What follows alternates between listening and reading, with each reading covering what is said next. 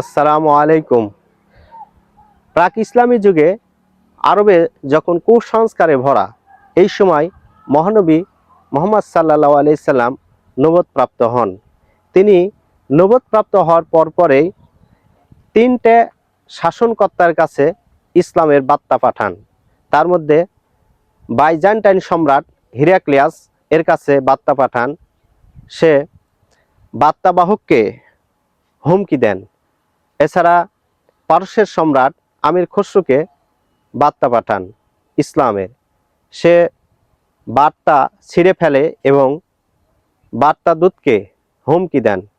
এছাড়াও আবিসিনিয়ার বাদশাহ নাজ্জাশির কাছে ইসলামের শান্তির বার্তা পাঠান। সে বার্তা গ্রহণ করে। এইভাবে ইসলাম গোটা বিশ্বে মহানবী সাল্লাল্লাহু আলাইহি সাল্লাম ছড়িয়ে দেন এবং অন্ধকার আস্তে আস্তে দূর করেন।